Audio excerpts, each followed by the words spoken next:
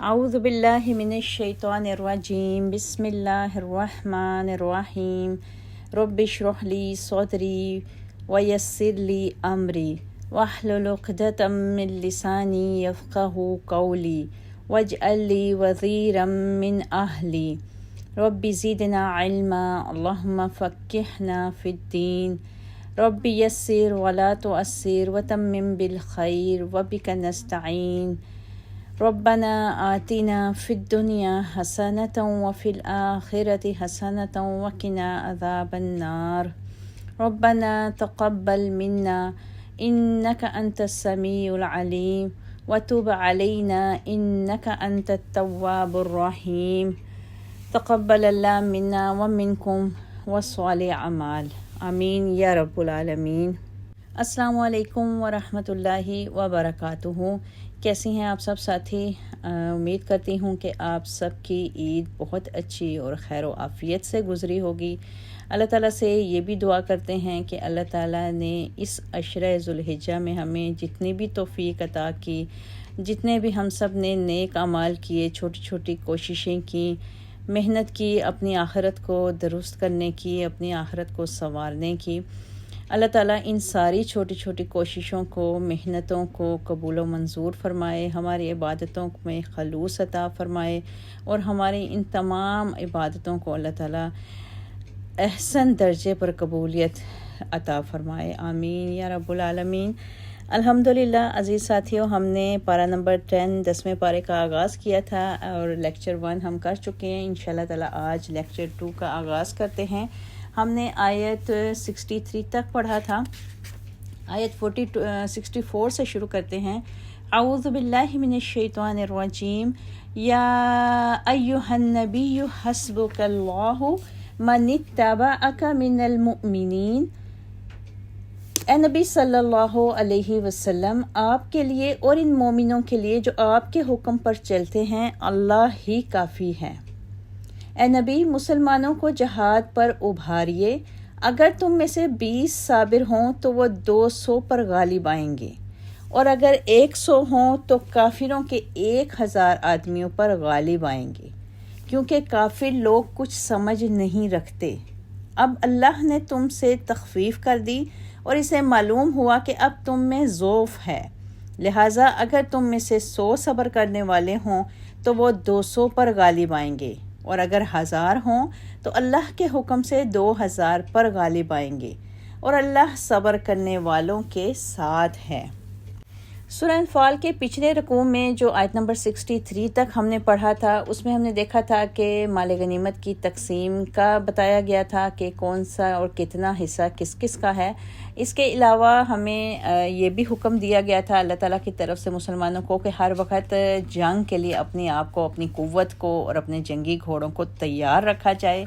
پھر اس رکوع کے آخر میں یہ تھا کہ اللہ تعالیٰ کا یہ خاص کرم تھا کہ اللہ تعالیٰ نے اس وقت کے مسلمانوں میں بھی اور بعد کے رہتی دنیا تک کے مسلمانوں کے دلوں میں اپنے نبی کی محبت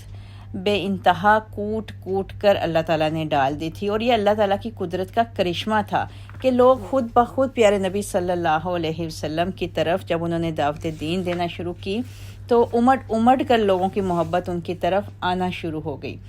اور آج کی جو آیتیں ہم نے پڑھی ہیں، اس میں اب شروع میں یہ بتایا جا رہا ہے آیت میں کہ اللہ تعالیٰ کا یہ احسان ہے کہ اللہ تعالیٰ، اے نبی، آپ کے لیے اور ان مومنوں کے لیے صرف اللہ ہی کافی ہے۔ اب اس آیت کے 2 مطلب ہو سکتے ہیں۔ ایک یہ کہ اللہ آپ کو بھی کافی ہے اور ان مومنوں کو بھی جو آپ کی پیروی کرتے ہیں، ایک تو یہ مطلب ہو گیا۔ دوسرا مطلب یہ کہ اللہ اور مسلمانوں کی یہ جماعت جو آپ کی پیروی کرتی ہے آپ کے لیے بھی کافی ہے، یعنی خود آپ کے لیے انفرادی طور پر بھی ایک اللہ کافی ہے اور آپ کے یہ ساتھی کافی ہیں۔ ہاں، ان کی تعداد کتنی ہی تھوڑی کیوں نہ ہو، پھر آیت میں کہا گیا کہ چاہے یہ تھوڑی تعداد میں بھی ہوں گے لیکن آپ کے لیے ان کی یہ تعداد بہت ہے، کیونکہ مدد تو اللہ نے کرنی ہے، فضل تو اللہ کا ہوگا تو ہی فتح ملے گی۔ تو آپ اپنے اس قلیل تعداد پر بالکل بھی فکر مند نہ ہوں۔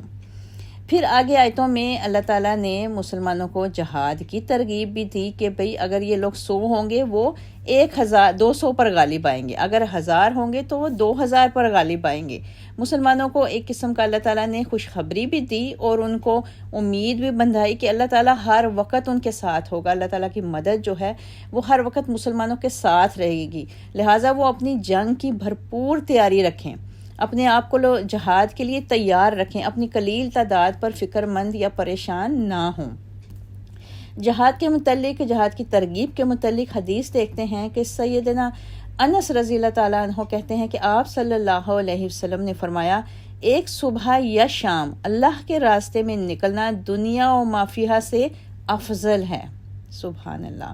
سیدنا ابو ہریرہ رضی اللہ تعالیٰ عنہ کہتے ہیں کہ آپ صلی اللہ علیہ وسلم نے فرمایا، جو شخص اللہ کی راہ میں جہاد کے لیے گھوڑا پا لے اور اس کی وجہ اللہ پر ایمان اور اس کے وعدوں کی تصدیق ہو تو بلا شبہ اس گھوڑے کا کھانا پینا، لید، پیشاب قیامت کے دن اس مجاہد کے ترازو میں بطور نیکی رکھے جائیں گے۔ سبحان اللہ، الحمدللہ۔ پھر آگے بتایا گیا کہ ایک مسلمان کا 10 کافروں پر غالب آنا مسلمانوں کے لیے ایک بہت بڑی خوشخبری تھا۔ اب یہ ایک مسلمان کا 10 کافروں پر غالب آنے کی وجہ کیا تھی؟ یعنی لڑائی سے کفار کا جو مقصد قبائلی یا قومی عصبیت کے سوا اور کچھ نہیں ہوتا تھا، جبکہ مومنوں کا اپنی جان تک قربان کرنے کا مقصد صرف اور صرف اللہ کے کلمے کی سربلندی اور بالادستی اور رضا الہی کا حصول ہوتا تھا۔ علاوہ ازیں وہ یہ بھی یقین رکھتے ہیں کہ مرنے کے ساتھ ہی وہ سیدھے جنت میں پہنچ جائیں گے انشاءاللہ تعالی، جبکہ کافروں کو موت بہر صورت ہر حال میں ناگوار ہوتی تھی اور وہ لڑائی میں اپنی جان بچانے کی ہر ممکن کوشش کرتے تھے بھی اور آج بھی کرتے ہیں، جبکہ مومن جان دینے اور شہادت کا درجہ حاصل کرنے کی ہمہ وقت کوشش میں رہتا ہے۔ یہی وہ ایمانی قوت ہے جس کی بنا پر ایک مومن جو ہے وہ اپنے جیسے ہم طاقت 10 کافروں کے مقابلے سے بھی جی نہیں چراتا، اور نہ ہی اسے ہمت ہارنے بھی چاہیے، بلکہ انہیں اپنے سے 10 گنا کافروں پر غالب آنا چاہیے۔ اور یہ اللہ تعالیٰ کی طرف سے ایک بہت بڑی خوشخبری بھی ہے کہ قرآن میں اللہ تعالیٰ نے ان مومن جہاد کرنے والے شخص کے لیے اتنی بڑی خوشخبری سنا دی ہے کہ وہ کسی بھی صورت میں ہمت نہ ہارے، جی نہ چرائے، اس کو ہمیشہ یہ امید ہونی چاہیے کہ وہ 10 کے اوپر بھاری ہے۔ آیت 67، ما کان لنبی ان یکون لہ اسریٰ، نبی کے لیے یہ مناسب نہیں تھا کہ اس کے پاس جنگی قیدی آتے تاکہ زمین یعنی میدان جنگ میں کافروں کو اچھی طرح قتل نہ کر دیا جاتا۔ تم دنیا کا مال چاہتے ہو جبکہ اللہ تمہارے لیے آخرت چاہتا ہے، اور اللہ ہی غالب اور حکمت والا ہے۔ اگر ایسا ہونا پہلے سے نہ لکھا جا چکا ہوتا تو جو کچھ تم نے فدیہ لیا ہے اس کی پاداش میں تمہیں بہت بڑی سزا دی جاتی، جو تم نے بطور غنیمت حاصل کیا ہے، اسے تم کھا سکتے ہو، یہ حلال اور پاکیزہ ہے، اور اللہ سے ڈرتے رہو، اللہ یقیناً معاف کرنے والا اور رحم کرنے والا ہے۔ اب یہاں پر ان دونوں آیتوں کے آیت 67 اور 68 جو کہ بہت ہی سخت ہیں، جس میں اللہ تعالیٰ نے کسی بہت ہی بڑی سزا کی تنبیہ کی ہے، اس کے پیچھے احادیث ہیں اس کے شان نزول میں۔ سیدنا عبداللہ بن عباس رضی اللہ تعالیٰ عنہ فرماتے ہیں کہ غزوہ بدر کے بعد جب قیدی قید کر لیے گئے تو آپ نے ابو بکر رضی اللہ تعالیٰ عنہ اور عمر رضی اللہ تعالیٰ عنہ سے پوچھا، تمہاری ان قیدیوں کے بارے میں کیا رائے ہے؟ ابو بکر نے عرض کیا، اے اللہ کے نبی، یہ چچا کے بیٹے اور خاندان کے لوگ ہیں، میری رائے یہ ہے کہ ان سے فدیہ لیا جائے تاکہ کفار کے مقابلہ میں ہمیں قوت حاصل ہو اور شاید اللہ انہیں اسلام کی ہدایت دے۔ پھر آپ صلی اللہ علیہ وسلم نے حضرت عمر رضی اللہ تعالیٰ عنہ سے پوچھا، اے ابن خطاب، تمہاری کیا رائے ہے؟ انہوں نے جواب دیا، اے اللہ کے رسول، میری رائے ابو بکر رضی اللہ تعالیٰ عنہ سے مختلف ہے، میری رائے یہ ہے کہ آپ انہیں ہمارے حوالے کر دیجئے تاکہ ہم ان کی گردنیں اڑائیں۔ عقیل کو علی رضی اللہ تعالیٰ عنہ کے حوالے کیجئے کہ وہ اس کی گردن اڑا دیں، میرے حوالے فلاں کو کیجئے تاکہ میں اس کی گردن اڑا دوں، اس لیے کہ یہ لوگ کفر کے ستون اور سرغنے ہیں۔ سیدنا عمر رضی اللہ تعالیٰ عنہ کہتے ہیں کہ آپ صلی اللہ علیہ وسلم ابو بکر رضی اللہ تعالیٰ عنہ کی رائے کی طرف مائل ہوئے اور میری رائے کی طرف مائل نہ ہوئے۔ دوسرے دن صبح میں کیا دیکھتا ہوں کہ آپ صلی اللہ علیہ وسلم اور ابو بکر صدیق رضی اللہ تعالیٰ عنہ بیٹھے رو رہے ہیں۔ میں نے کہا اللہ کے رسول مجھے بتلائیے کہ آپ صلی اللہ علیہ وسلم اور آپ کے دوست کس وجہ سے رو رہے ہیں، تاکہ اگر مجھے رونا آئے تو روؤں، اور اگر نہ آئے تو آپ صلی اللہ علیہ وسلم کی وجہ سے رونے والی شکل ہی بنا لوں۔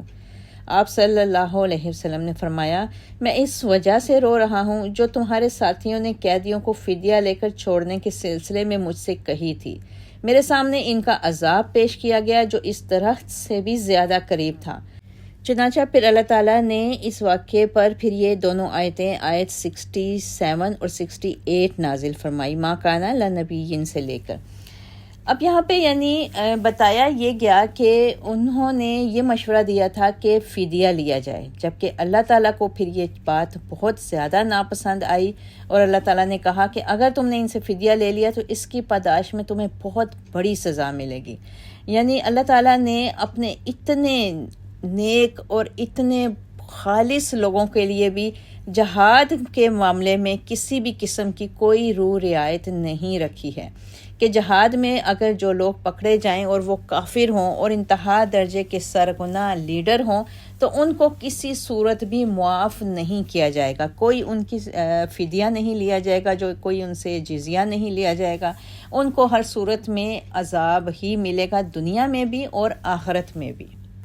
پھر آیت نمبر 69 میں اللہ تعالیٰ نے یہ کہا کہ ہاں مال غنیمت حاصل کرو اور اس کو تم جیسے چاہے کھا پی سکتے ہو۔ اب یہاں پر پھر اس موقع پر صحابہ کرام نے دیکھا کہ جب قیدیوں کو بروقت میدان جنگ میں قتل نہ کرنے اور گرفتار کر کے ان کے عوض فدیہ لینے کی بنا پر اللہ تعالیٰ کی اتنی سخت آیات اور ان آیات میں صحابہ کرام پر اتنا سخت عذاب نازل ہوا ہے، تو صحابہ کرام کو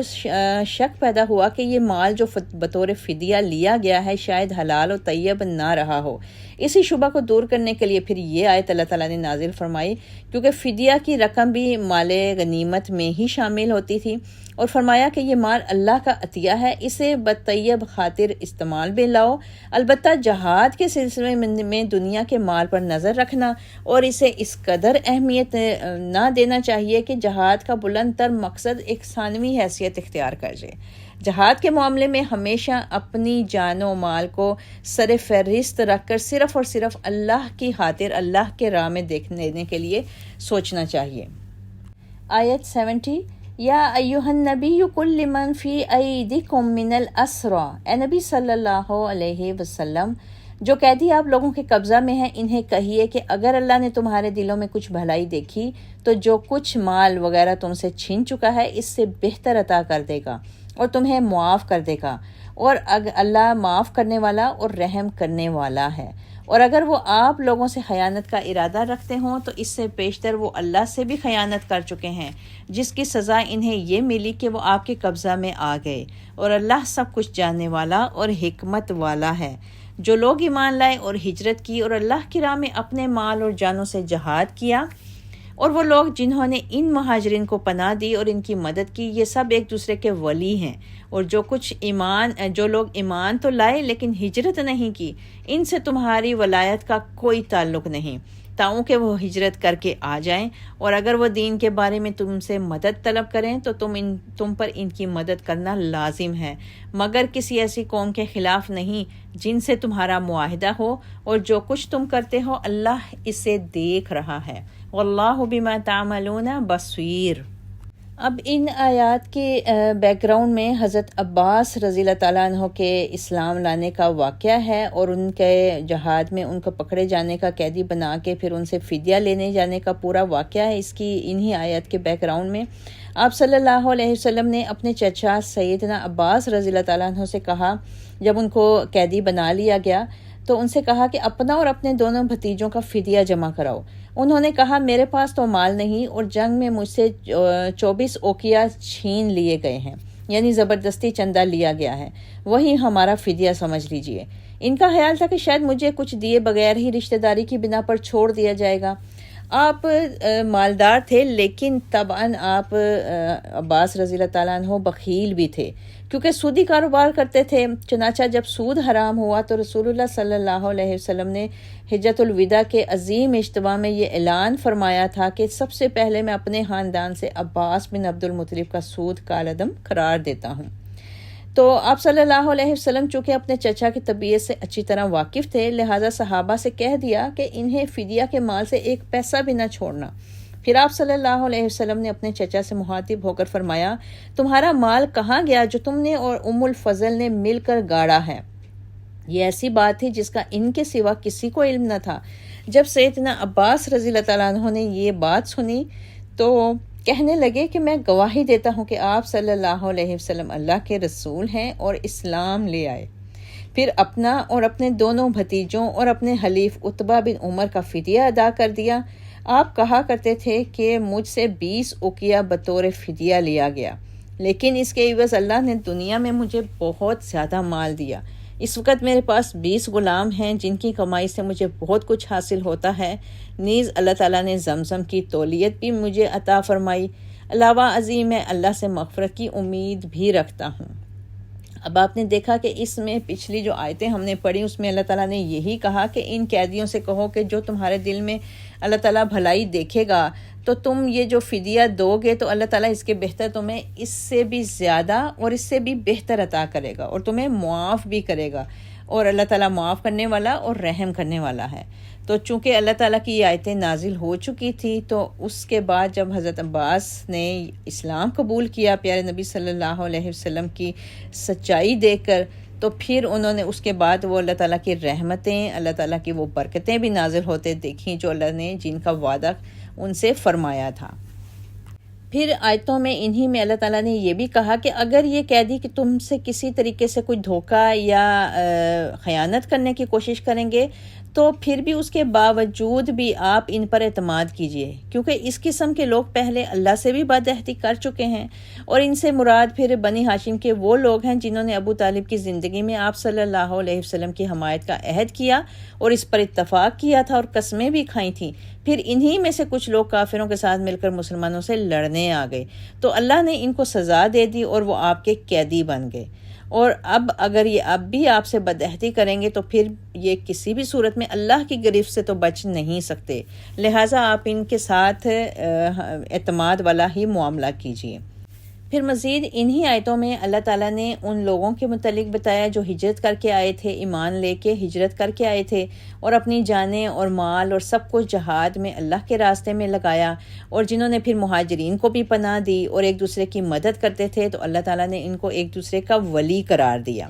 یعنی ان آیات میں دارالاسلام اور دارالحرب میں رہنے والے مسلمانوں کے باہمی تعلقات کے متعلق احکامات بیان کیے جا رہے ہیں۔ جو مسلمان مکہ سے ہجرت کر کے مدینہ پہنچ رہے تھے، ان کا ایک بنیادی مسئلہ ان کی آبادکاری اور فکر معاش کا تھا۔ اس مسئلہ کو حل کرنے کے لیے رسول اللہ صلی اللہ علیہ وسلم نے مہاجرین و انصار کے درمیان ایک مواخات اور بھائی چارہ کا سلسلہ قائم کیا، اور پھر باروایت سیدنا انس بن مالک رضی اللہ تعالیٰ عنہ آپ نے ان کے گھر میں مختلف اوقات میں 3 مجلسوں میں تقریباً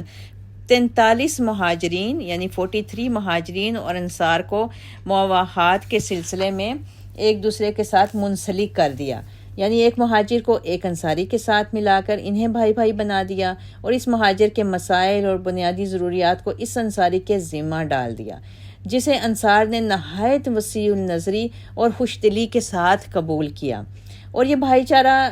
اور جو ولایت تھی اس درجہ تک پھر بڑھی کہ اصلی وارثوں کو چھوڑ کر یہی بھائی ایک دوسرے کے ولی اور وارث ہوتے تھے۔ یہ بخاری کی حدیث میں سب کچھ بتایا گیا ہے۔ اسی وجہ سے پھر اللہ تعالیٰ نے ان کو قرآن میں بھی ایک دوسرے کے ولی قرار دیا۔ آیت 73 سے پڑھتے ہیں، وَالَّذِينَ كَفَرُوا بَعْضُهُمْ أَوْلِيَاءُ بَعْضٍ، اور جو کافر ہیں تو وہی ایک دوسرے کے وارث ہیں۔ اگر تم ایسا نہ کرو گے تو ملک میں فتنہ اور بڑا فساد برپا ہو جائے گا، اور جو لوگ ایمان لائے اور ہجرت کی اور اللہ کی راہ میں جہاد کیا اور جن لوگوں نے انہیں پناہ دی اور ان کی مدد کی، یہی لوگ حقیقی مومن ہیں، ان کے لیے بخشش اور عزت کا رزق ہے۔ اب یہاں پر اس آیت میں اللہ تعالیٰ نے پھر یہ بھی تنبیہ کی ہے کہ اگر مسلمان ایک دوسرے کے ساتھ اس طرح کا اتحاد و اتفاق جو مہاجرین اور انصار میں ہوا اگر یہ نہیں کریں گے تو پھر ان کے لیے بہت ہی زیادہ فتنہ اور فساد برپا ہونے کے امکان ہیں۔ اللہ تعالیٰ نے بتایا کہ کافر تو ایک دوسرے کے وارث ہیں ہی، یعنی کافر اور مسلمان میں نہ حقیقی رفاقت ہے اور نہ وہ ایک دوسرے کے وارث ہو سکتے ہیں۔ کافروں کا وارث کافر ہی ہوگا، کافر کا ولی کافر ہی ہے، بلکہ الٹا یہ ہوتا ہے کہ سارے کے سارے کافر تمہاری دشمنی میں اکٹھے متحد ہو جاتے ہیں، اور جہاں بھی مسلمانوں کو پاتے ہیں ان کے در پہ قتل و غارت شروع کر دیتے ہیں۔ اسی طرح اگر مسلمان بھی ایک دوسرے کے ولی اور مددگار نہیں ہوں گے، یا کمزور مسلمان اپنے آپ کو آزاد مسلمانوں کے ساتھ رہنے اور ان کا ہر طرح سے ساتھ دینے کی کوشش نہیں کریں گے، تو بہت بڑا فتنہ رونما ہو جائے گا۔ کمزور مسلمانوں پر ظلم و زیادتی اور قتل و غارت بڑھ جائے گی، اور ان کا مال بلکہ ایمان بھی محفوظ نہیں رہے گا۔ پھر ان آیتوں کے آخر میں اللہ تعالیٰ نے مہاجرین و انصار کی فضیلت بیان کی اور ان کو حقیقی مومن قرار دیا، اور ان کے لیے بخشش اور عزت کا رزق کا وعدہ کیا۔ جس آرے وقت میں اسلام کی سربلندی کے لیے ان مہاجرین و انصار نے اپنی جان اور مال سے قربانیاں پیش کی ہیں، ان کا اعزاز اور ان کے درجات یقیناً ان مسلمانوں سے بلند تر ہوں گے اور ہونے بھی چاہیے جو اس وقت ایمان لائے یا ہجرت کی یا جہاد کیا، جبکہ اسلام پوری طرح جڑ پکڑ چکا ہے، اور اس وقت اسلام لانے میں کسی خوف و خطر کی فکر تو درکنار فائدہ ہی فائدہ نظر آ رہا تھا۔ ان دونوں قسم کے مسلمانوں میں حقیقی اور راست باز مسلمان تو وہی قرار دیے جا سکتے ہیں جنہوں نے کئی قسم کے خطرات مول لے کر اپنے گھر اور وطن کو خیر آباد کہا، یا پھر وہ لوگ جنہوں نے ان ہستہ حال مسلمانوں کو وہاں پہنچتے ہی اپنے گلوں سے لگا لیا، اور اس طرح مہاجرین و انصار دونوں نے اپنے اسلام کے دعویٰ پر اپنے عمل سے مہر تصدیق ثبت کر دی۔ یقیناً یہی لوگ پھر زیادہ اجر و ثواب کے مستحق بھی تھے، جن کا وعدہ پھر ان آیات میں بھی اللہ تعالیٰ کی طرف سے کیا گیا۔ اور اس سورہ کے اس آخری آیت میں جو ابھی ہم پڑھیں گے 75 میں، اللہ تعالیٰ نے بعد میں ایمان لانے والے اور ہجرت کرنے والوں کو بھی ایک خوشخبری سنائی، والذین آمنوا من بعد وہاجروا وجاہدوا، اور جو لوگ ہجرت نبوی کے بعد ایمان لائے اور ہجرت کر کے آ گئے اور تمہارے ساتھ مل کر جہاد کیا، وہ بھی تم میں شامل ہیں، مگر اللہ کے نوشتہ میں خون کے رشتہ دار ایک دوسرے کے زیادہ حقدار ہیں۔ اللہ تعالیٰ یقیناً ہر چیز کو خوب جانتا ہے۔ یعنی اب ان بعد والوں میں اسلام لانے والے جو لوگ تھے، ہجرت کرنے والے جو تھے اور جہاد میں شامل ہونے والوں کے قانونی حقوق بالکل وہی ہوں گے جو سابقون اولون من المہاجرین اور انصار کے تھے، کیونکہ اب یہ سب ایک برادری میں منسلک ہو چکے ہیں۔ تقدیم و تاخیر کی وجہ سے ان کے فرائض حقوق میں کوئی فرق نہ ہوگا، یعنی پہلے یا بعد میں آنے کی وجہ سے ان کے حقوق و فرائض میں کوئی فرق نہیں ہوگا، اور اس کے علاوہ معاہدات میں بھی وہ برابر کے شریک ہوں گے۔ صلح اور جنگ اور وراثت وغیرہ کے تمام احکامات میں ان میں کوئی فرق نہیں ہوگا۔ لیکن پھر جب بعد میں مہاجرین و انصار کے مواخات کے بعد جب ان کے معاشی حالت جو تھی وہ بہت بہتر ہو گئی، تب پھر ان کی وراثت کا جو حکم تھا وہ منسوخ ہوا، اور اللہ تعالیٰ نے کہا کہ وراثت میں صرف خون کے رشتہ دار ایک دوسرے کے حقدار ہوں گے۔ البتہ ایسے جو بھائی تھے، جو دینی بھائی تھے، وہ ایک دوسرے کو وصیت، حسن سلوک اور مروت اور دینی بھائی چارہ کی ہدایات پر بدستور یعنی قائم رہیں گے، برقرار رہیں گے۔ اور وراثت کے احکام میں یہ تبدیلی اس لیے ہوئی کہ اللہ تعالیٰ مسلمانوں کے حالات سے پوری طرح باخبر ہے۔ ان اللہ بکل شیء علیم، کہ اللہ تعالیٰ یقیناً ہر چیز کو خوب جانتا ہے، لہٰذا جو تھوڑی بہت تبدیلی ان کے درمیان وراثت کے حکم پہ کی گئی تھی، دوبارہ سے اس کو پہلے والے حکم کے اوپر واپس لوٹا دیا گیا۔ یہاں پر آیت نمبر 75 پر سورہ انفال کی تکمیل ہوتی ہے۔ انشاءاللہ تعالیٰ اگلے لیکچر میں ہم سورہ توبہ سے آغاز کریں گے۔ اللہ تعالیٰ سے دعا ہے کہ اللہ تعالیٰ جہاد کے متعلق نازل کی گئی تمام آیات میں تمام احکامات پر ہمیں عمل کرنے والا بنائے، اور وقت پڑنے پر ہمیں جہاد کی اس عظیم عبادت میں سرخروبی فرمائے۔ آمین یا رب العالمین۔ وآخر دعوانا ان الحمد للہ رب العالمین۔ سبحان ربک رب العزۃ عما یصفون وسلام علی المرسلین والحمد للہ رب العالمین وما علینا الا البلاغ۔